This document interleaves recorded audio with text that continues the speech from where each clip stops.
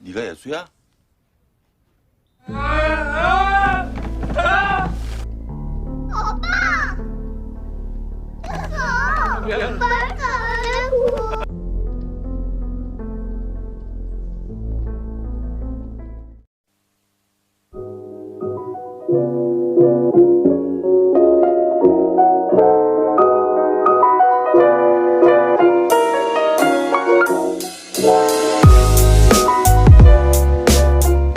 예쁜 비싼 부니까 딸내미 하나 아주 똑똑하게. 왜 여기 있어? 아빠 나쁜 사람 아니야? 아빠 나쁜 짓 안 했어. 여기는 학교야, 학교. 나쁜 데는 여기 감옥. 다 나쁜 사람들. Setelah 30 menit berlalu, ternyata rombongan Yesung akan pulang ke sekolahnya karena pendeta rombongan itu terkena serangan jantung. Mendengar hal itu, Roh Arep pun berlari ke arah sel memberitahukan bahwa Yesung harus pulang jika tidak ingin berada di dalam sel selamanya. Yesung langsung menangis, tidak ingin berpisah dengan ayahnya. Kemudian Bang Jos menenangkan Yesung. Dia mengatakan kalau Yesung tidak kembali ke sekolah, dia akan menjadi orang jahat seperti orang-orang yang ada di dalam sel tersebut. Dan Bang Jos berjanji akan membawa kembali Yesung bertemu dengan ayahnya, dan Yesung pun setuju. 삼촌이 데리고 올 거야 또. 그 목사를 섭외하면 어쩌자는 거? 좀 점수라도 있는 거 아니야? Tapi dikarenakan kebanyakan drama di dalam drama, bus sekolah itu pun terlanjur sudah pergi. Dan Yesung terjebak kembali lagi ke sel nomor 7, membuat rekan-rekan sel di dalam itu cemas.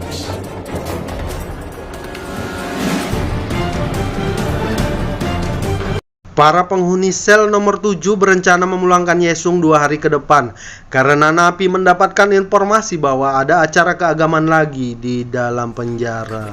그분이 오셨네.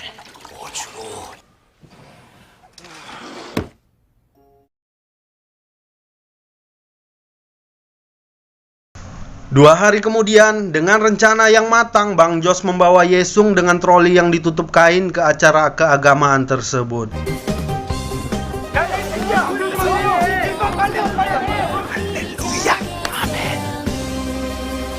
Sesampainya di sana, Yesung terkaget ternyata yang terjadi adalah 무심하고 잘 가.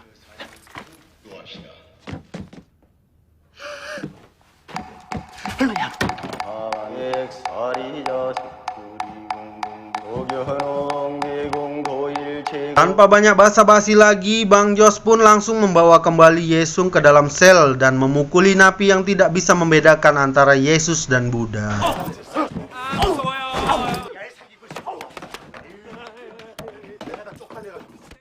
Ternyata gerak-geri penghuni sel nomor 7 ketahuan oleh sipir yang lain yang bernama Burnot, dan langsung saja memberitahukan kepada ketua sipir yang bernama Pak Malik bahwa ada salah satu anak yang hilang di acara keagamaan Kristen 2 hari lalu. 아무래도 먹고 금방 해. Singkat cerita, diceklah sel nomor 7 dan Pak Malik sendirilah yang memergoki bahwa penghuni sel nomor 7 menyembunyikan seorang anak perempuan yang dimaksud.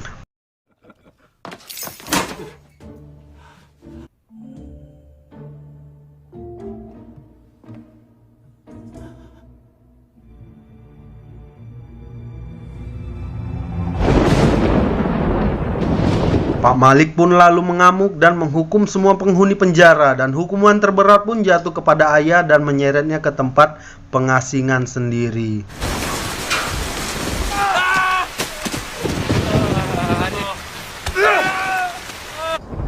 예승이 무서워요, 예승이.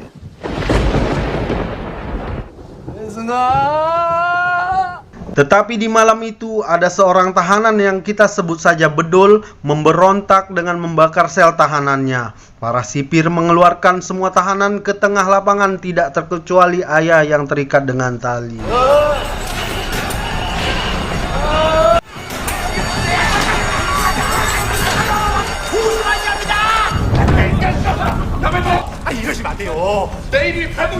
Di sisi lain terlihat Pak Malik sedang mendobrak masuk ke dalam sel bedol dan ingin menangkapnya. Tapi karena api terlalu besar, Pak Malik terjatuh pingsan dan tak bisa bangkit lagi. Ayah yang kebetulan melintas itu pun melihat Pak Malik sedang membutuhkan pertolongan. Ayah yang memang basicnya adalah mempunyai hati yang sangat berjiwa pahlawan itu pun segera masuk dan menolong Pak Malik dan menyelamatkan Pak Malik yang terpingsan itu.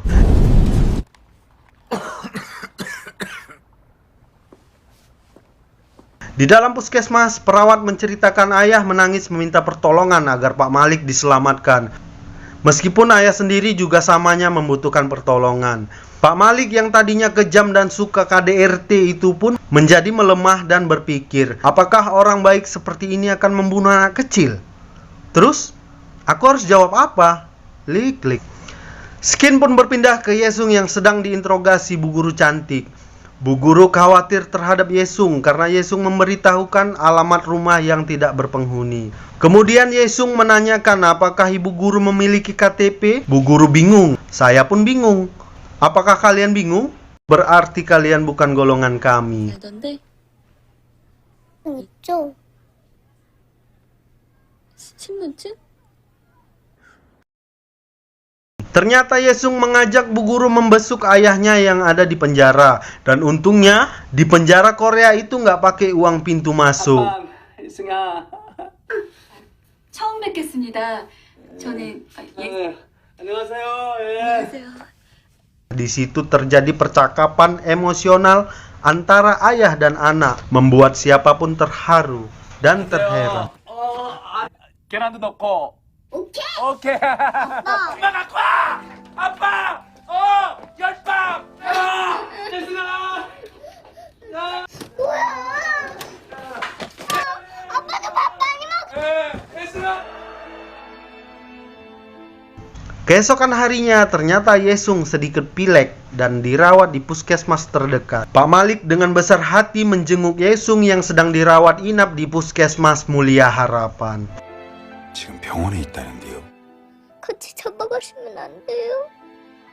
저 멀리 가기 싫어요. Saat itu Yesung meminta Pak Malik untuk menjebloskannya juga ke penjara agar ia bisa setiap hari bertemu dengan ayahnya. Adegan berpindah ke dalam sel nomor 7 yang sedang diadakan main judi high domino. Tiba-tiba Burno datang dan memberikan hadiah. Seperti biasa, mereka main tebak-tebakan dahulu sebelum membuka isi kotak dan mengira-ngira ke dalam kotak tentang apa yang ada di dalam. 예승이야, 예승이.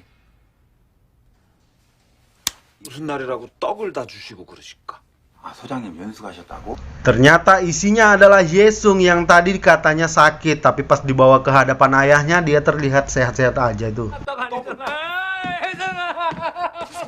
Berniat berterima kasih, ayah ingin bertemu dengan Pak Malik dengan membawa martabak kesukaan mertua. Tapi ayah malah dihadapkan dengan pertanyaan, mengapa kau membunuh anak itu? Dan di skin ini ingin sekali saya menjawab, kepala bapak kau lah. 당신 좋으라고 예정이 데려온 거 아니야. 나가. 안녕히 계세요. 근데 너 왜 죽였냐? Di sini sebenarnya Pak Malik sudah mulai curiga. Ayah adalah korban fitnah. Orang keterbelakangan mental sebaik dia tidak mungkin membunuh anak kecil. 예, 형님. 나 이용구 자료 좀 볼 수 있을까? Kemudian Pak Malik mendatangi Pak Nurdin, yaitu polisi resort kriminal cabang Korea Selatan, untuk meminta berkas kejahatan dari ayahnya. Pak Malik meminta salinan dan melihat isi berkas itu dengan kepala matanya sendiri. 납치해서 죽은 거 아니에요? 전화 받은 게 아니라서. 나 이거 복사 좀 하자. 형님.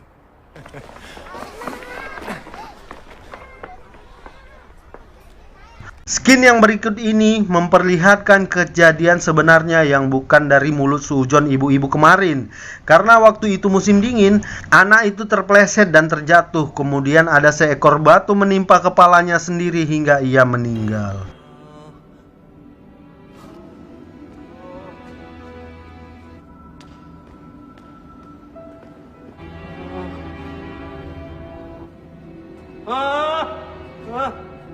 Di dalam penjara, sewaktu jam istirahat, kru sel nomor 7 pun sedang mengilustrasikan kejadian dan mendemonstrasikannya dengan bermodalkan keterangan jujur dari ayah, dan didapatkanlah kesimpulan bahwa anak itu terpeleset dan menarik sebuah batu yang lantas menimpa kepalanya.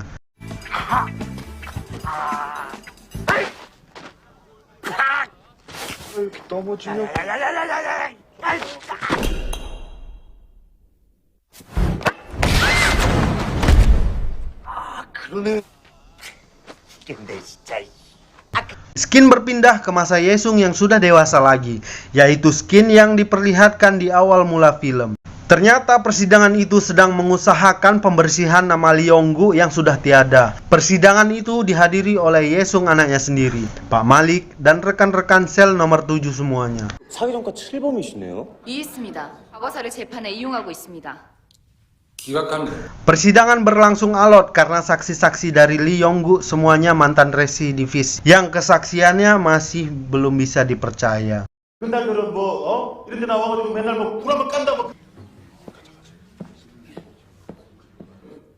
또 다른 증인이 있습니까? 검사 측의 하에요. 당시 보안과장을 증인으로 요청합니다. Dengan bantuan Dr. Strange, Skin pun berpindah lagi ke masa lalu, di mana Pak Malik menjumpai Komisaris Jenderal yang anaknya telah meninggal dan suujon pada orang lain. Pak Malik meminta agar Komjen menyelidiki lagi kasus Lee Yong-gu. Pak Malik meyakini bahwa ayah Gu tidak bersalah. Dia bapak-bapak yang soleh. Dan Komjen yang batu itu pun sepertinya menolak. 재수사 부탁드립니다. 범인 아닙니다. 있는 재수자한테.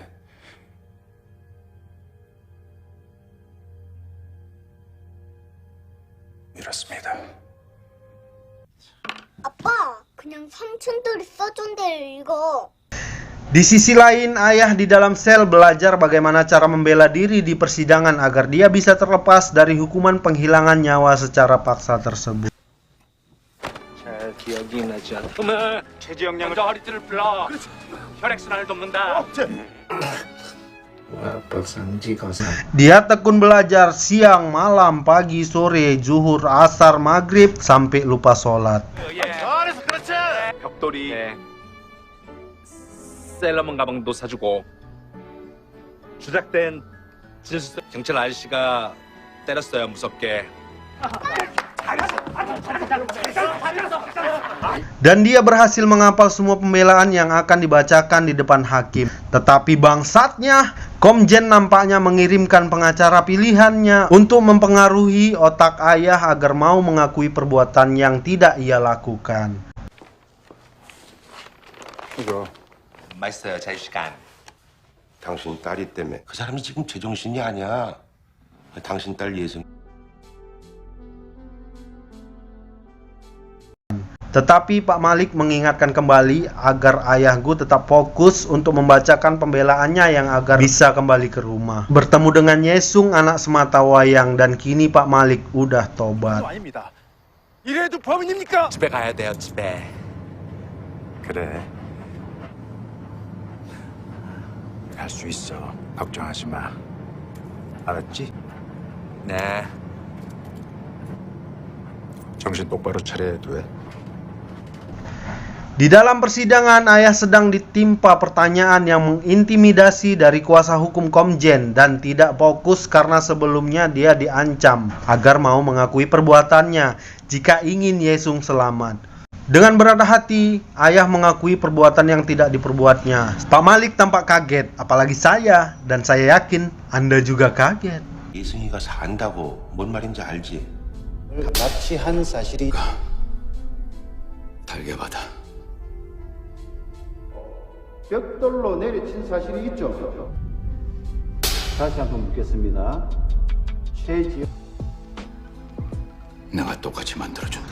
Dia mengakui semuanya karena tidak ingin Yesung celaka, dan akibat dari pengakuan palsunya, kini ayah harus rela kehilangan nyawanya sendiri yang belum hilang. 하며 반항하는 최지영 양을 살해하기 위해서.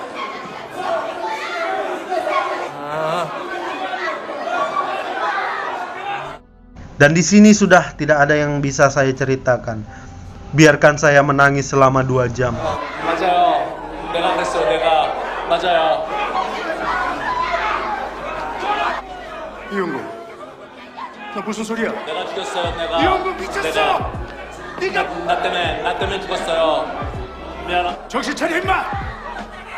재판장님, 지금 피고인은 심리적으로 위축된 상태입니다. 예승이 도와주세요. 예승이 도와주세요.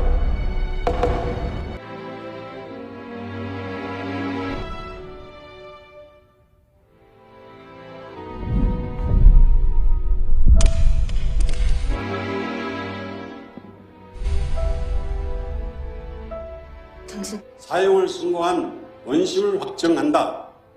이용구에게 사형을 선고한다. 잘못됐어요. 내가. 죄송합니다. 죄송합니다. 그래요, 예승이. 잘못됐어요. 다리에 gue demi membakar 자. Sementara saya menangis, ternyata rekan-rekan di sel nomor 7 sedang merencanakan sesuatu untuk ayah kabur dari tahanan. Mereka diam-diam membuat balon terbang seperti Carl di film Up untuk menerbangkan Yonggu keluar dari penjara.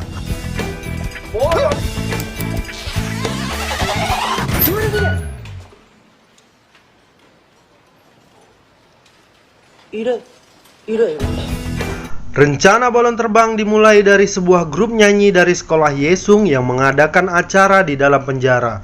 Kemudian satu persatu anak maju dan menggandeng tangan para tahanan, dan Yesung menggandeng tangan ayahnya sendiri.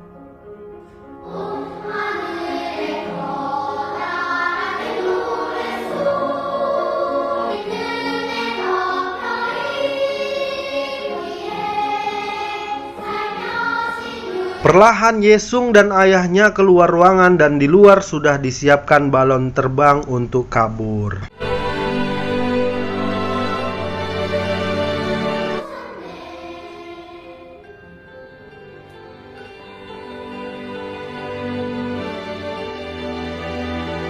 Balon pun mulai terbang bersama Yesung dan ayahnya, dan tahanan lain berusaha menahan para sipir yang ingin mengejar Yesung dan ayahnya. Dan yang terjadi adalah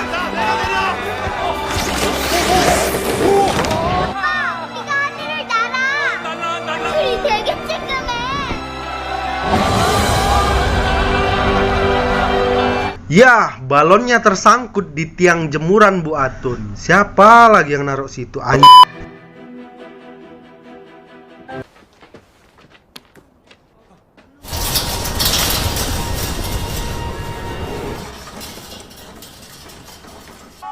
Tibalah hari di mana ayah akan dieksekusi.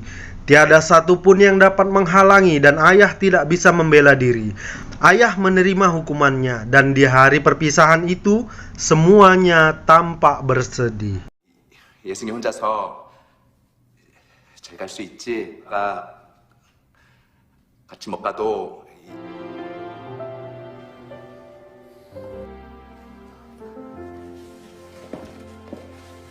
Sebenarnya Yesung pun tahu ayahnya akan pergi selamanya, tapi dia bisa menahan tangisnya untuk sementara waktu. Tangis Yesung pecah setelah dia berteriak dan ayahnya balik lagi menemuinya. Dengan membawa bawang bombay sekarung, seluruh sel mendengar tangisan mereka berdua dan membuat hati siapapun tersentuh.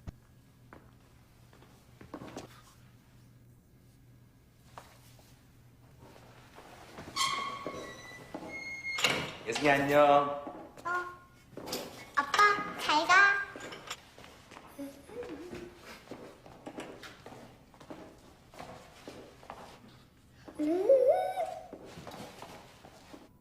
둘,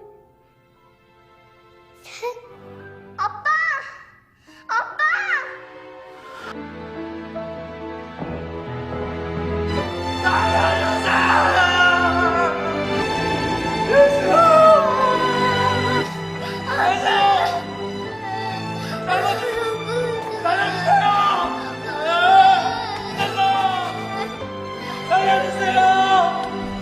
Dan film pun tamat.